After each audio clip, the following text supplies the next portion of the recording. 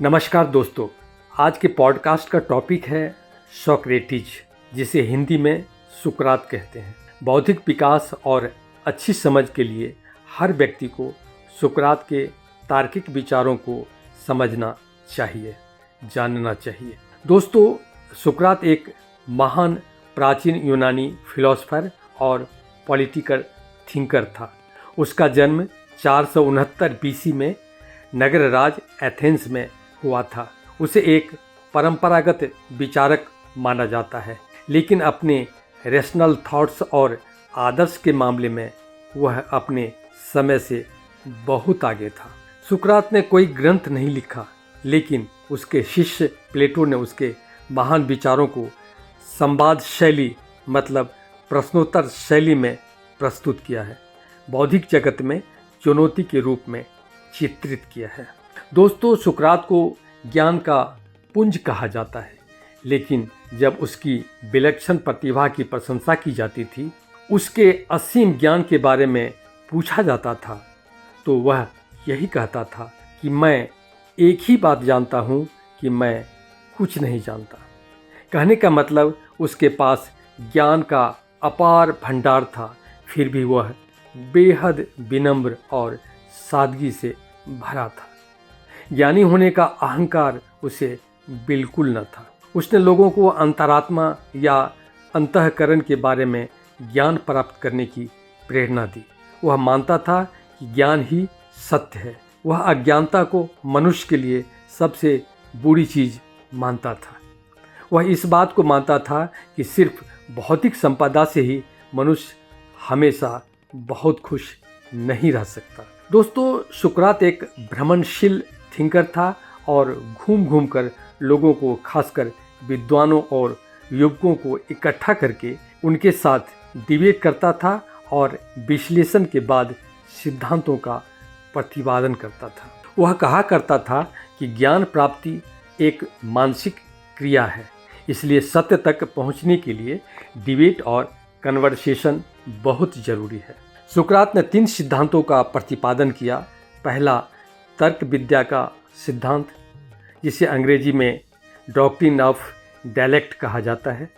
दूसरा, प्रयोजन मूलक व्याख्या यानी टेलियोलॉजिकल एक्सप्लेनेशन। और तीसरा, आकृति सिद्धांत यानी थियोरी ऑफ फॉर्म्स।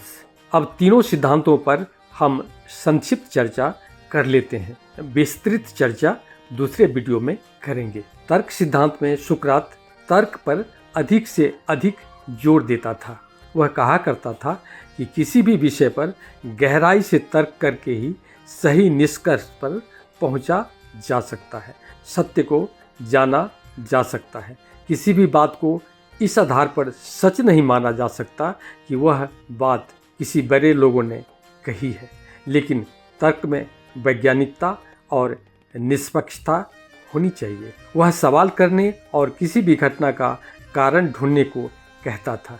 बिना जाने किसी बात को मान लेना ठीक नहीं है। प्रयोजन मूलक सिद्धांत में वह कहता है कि मनुष्य की गतिविधियां यानी एक्टिविटीज केवल भौतिक कारणों से नहीं होती हैं, बल्कि वे किसी बड़े लक्ष्य या साध्य से प्राप्त होती है। मतलब उसका साध्य भी उसे गतिविधि के लिए प्रेरित करता है।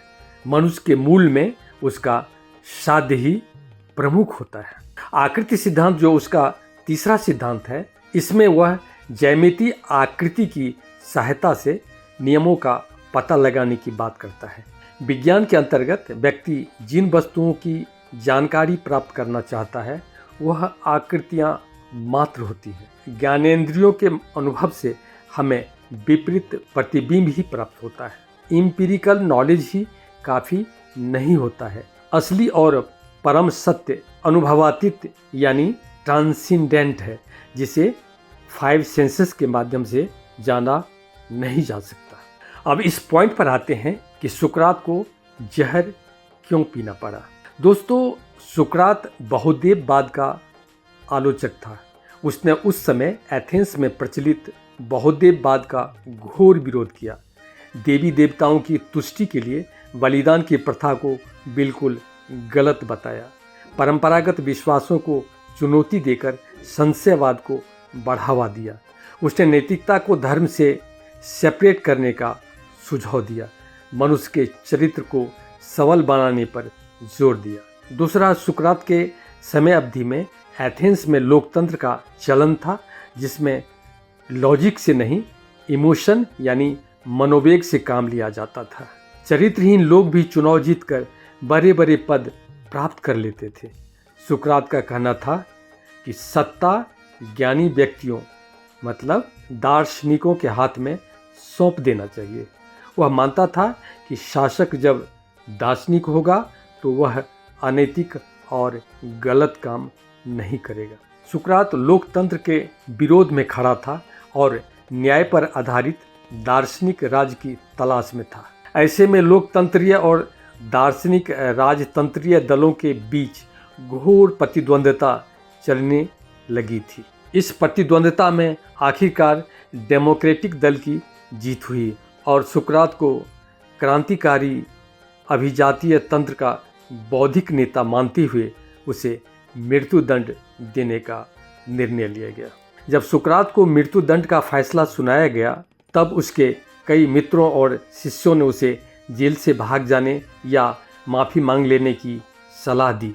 इस काम में वे उसकी मदद करने के लिए पूरी तरह से तैयार थे, लेकिन सुकरात यह कहकर जेल से भागने या माफ़ी मांगने से इनकार कर दिया कि वह स्थापित नियम का पालन करेगा। वह अपनी जान से ज़्यादा अपने विचारों को मूल्यवान समझता है। अपनी जान बचाने के लिए अपने विचारों को मरने देना नहीं चाहता था, बल्कि अपने विचारों को अमर बनाना चाहता था। इसलिए अपने सिद्धांत पर मर मिटने के लिए उसने उत्साह के साथ जहर पी लिया। दोस्तों, सच्चे और अपने समय से आगे चलने वाले व्यक्तियों को हमेशा दुख उठाना ही पड़ता है। Thank you.